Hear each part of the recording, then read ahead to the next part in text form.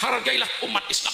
Hai orang di luar Islam, jangan kau semau-maunya terhadap umat Islam, apalagi menyakiti umat Islam lalu menghina kitab suci Al-Quran. Itu tidak ada pilihan bagi umat Islam. Kalau Islam yang dihina, Quran dihina, tidak ada pilihan, hidup atau mati bagi umat Islam itu. Kalau Islam yang dihina, Quran dihina, tidak ada pilihan, hidup atau mati bagi umat Islam itu. Coba-coba kita yang banyak membuat saham dalam kemerdekaan ini, masa kita lalu dihina sedemikian rupa? Ini negara bukan cuma-cuma ditebus dengan pengorbanan.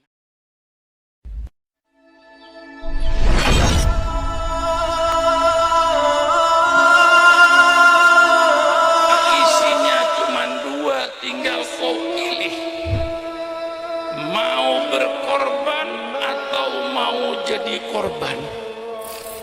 Bismillahirrahmanirrahim. Alhamdulillahirabbil alamin. Wassalatu wassalamu ala ashrafil anbiya'i wal mursalin sayyidina wa habibina wa syafi'ina wa maulana Muhammad wa ala alihi wa ashabihi ajma'in. Subhanaka la ilma lana illa ma 'allamtana innaka antal alimul hakim. La haula wa la quwata illa billahil aliyil azim.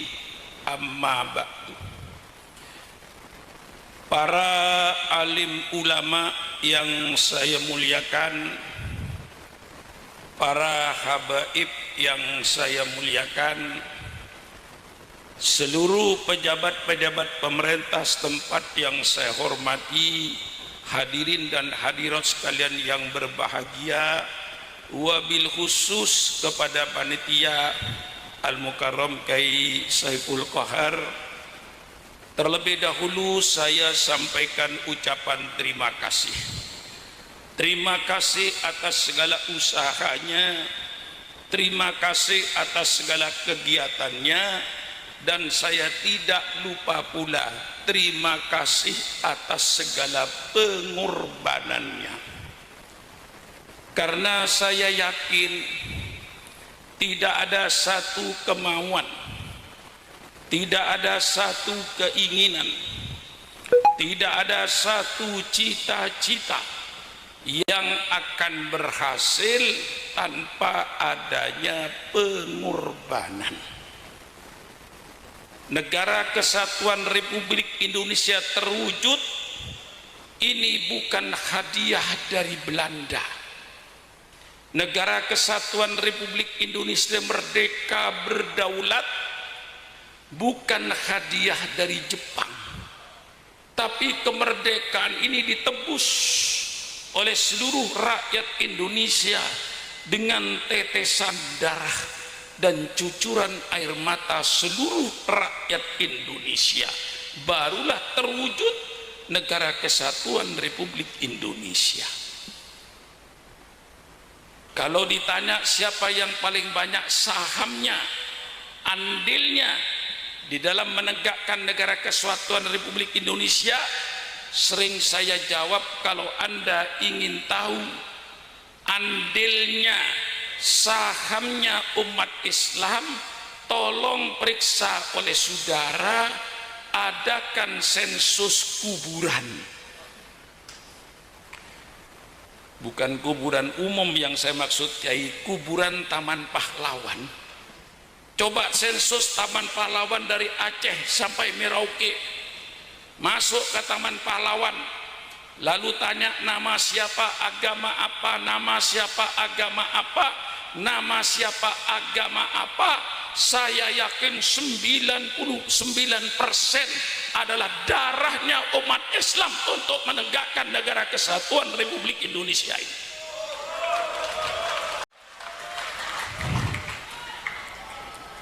Oleh sebab itu, kalau Anda tahu bahwa saham yang terbesar umat Islam, hargailah umat Islam.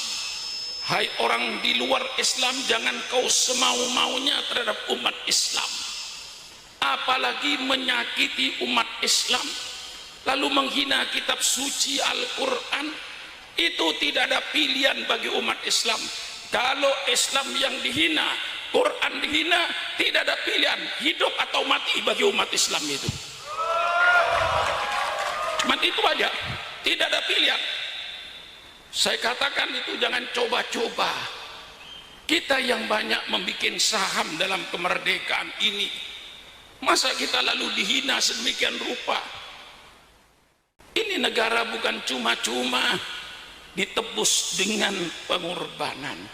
Oleh sebab itu, kepada panitia wabil khusus Al-Mukarram Kiai Saiful Qahar, dulu yang paling akrab itu bapak beliau Kiai Tabrani yang akrab dengan saya, dan termasuk kiai yang paling berani di Bangkalan itu.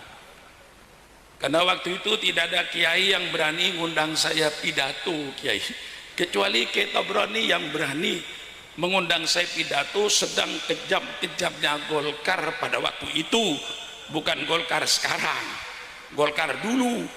Kalau Golkar yang tersinggung berarti sama dengan yang dulu. Saya tidak berkata Golkar sekarang sudah lain. Dengan Golkar tahun 75, saya kira seluruh umat Islam merasakan pada waktu itu. Agama Islam pun diturunkan oleh Allah kepada junjungan kita Nabi besar Muhammad SAW tidak langsung jaya, tidak langsung besar, tidak langsung tersebar. Jayanya Islam, tersebarnya Islam, besarnya Islam karena diperjuangkan oleh junjungan kita Nabi besar Muhammad sallallahu alaihi wasallam dengan para sahabatnya, dengan pengorbanannya, bukan hanya pengorbanan harta, termasuk pengorbanan jiwa. Inilah jayanya Islam dan besarnya Islam karena diperjuangkan.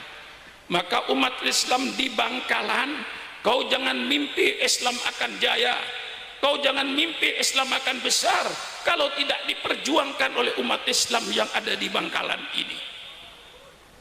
Bagi umat Islam di Bangkalan, saya ingatkan, dunia isinya cuma dua, tinggal kau pilih, mau berkorban atau mau jadi korban. Saya berwasiat, hai umat Islam di Bangkalan, berkorbanlah kau kalau tidak ingin jadi korban.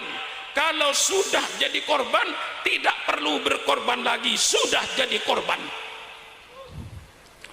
Oleh sebab itu mari kita berkorban.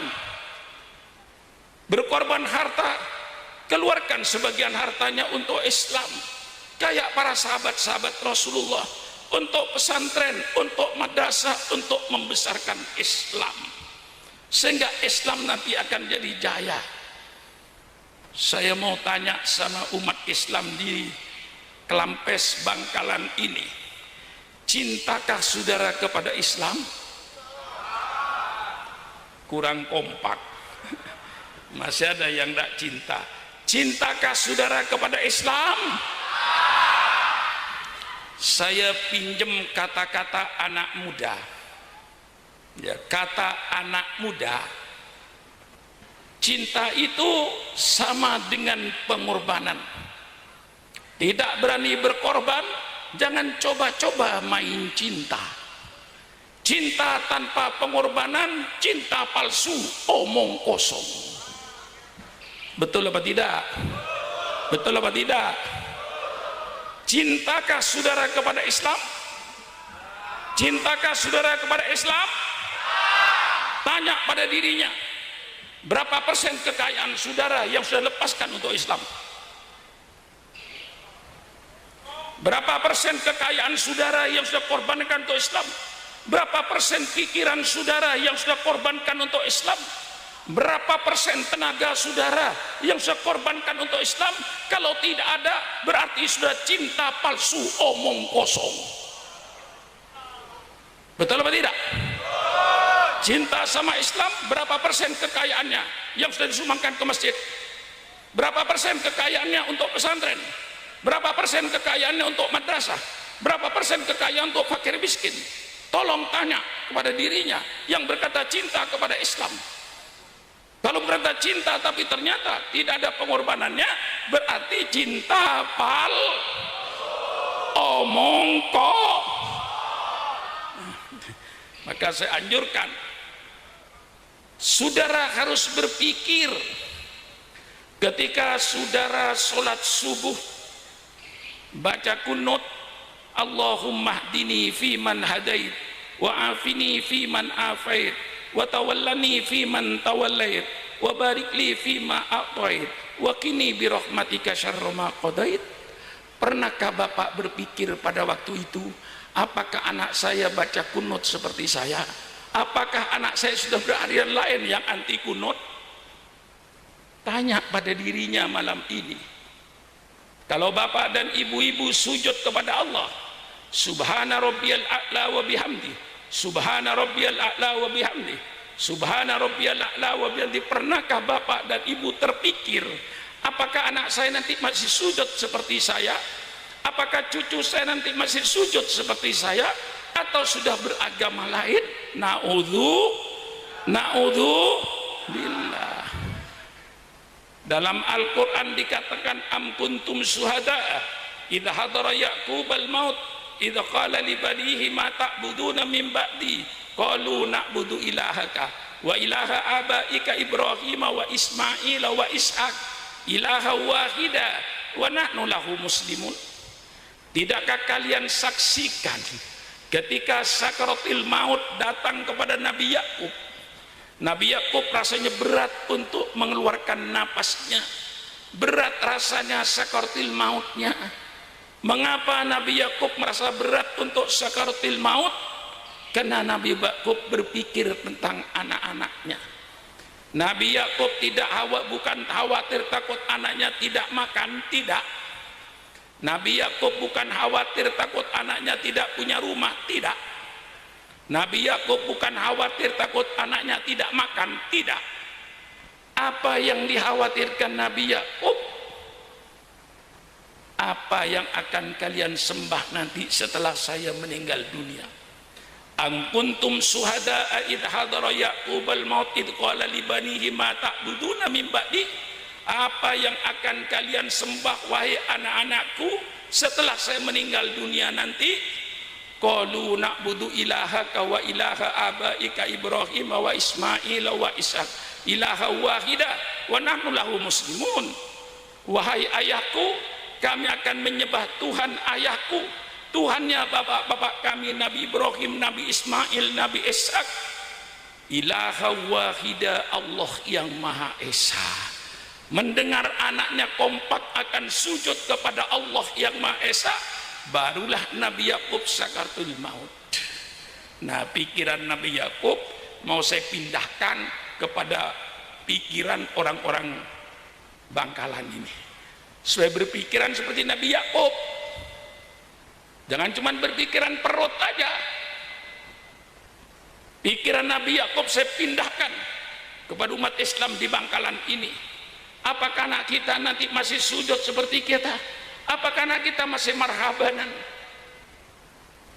Yang tadi kita marhabanan, Masya Allah, nikmat. Ya Nabi salam alaika, ya Rasul salam alaika, ya Habib salam alaika, salawatullah alaika. Dikatakan Rasulullah mau lahir, kita sambut lahirnya. Wahai Nabi, selamat datang kau ke dunia. Wahai Rasul, selamat datang kau ke dunia. Ya Habib salam alaika, wahai kekasih Allah, selamat datang kau ke dunia. Salawatullah alaika, wahai kekasih Allah, kesejahteraan dan keselamatan atas engkau. Kita sambut. Apakah anak kita nanti masih cinta maulid atau sudah menjadi kelompok yang anti maulid? Lah ini sudah pikirkan. Ini yang saya minta supaya pemikiran kita ini seperti pemikiran Nabi Yakub. Oleh sebab itu tidak ada jalan lain, didiklah putra putri bapak satu-satunya ke pondok pesantren. Di luar pondok pesantren sudah tidak ada jaminan moral. Di kota-kota besar seperti Surabaya, Jogja, Semarang, Bandung, Jakarta, itu anak yang sekolah SMP, SMA ini, mudah-mudahan yang laporan kepada saya tidak benar, laporannya lebih 40% anak perempuan di SMP, SMA di kota besar sudah tidak perawan lagi.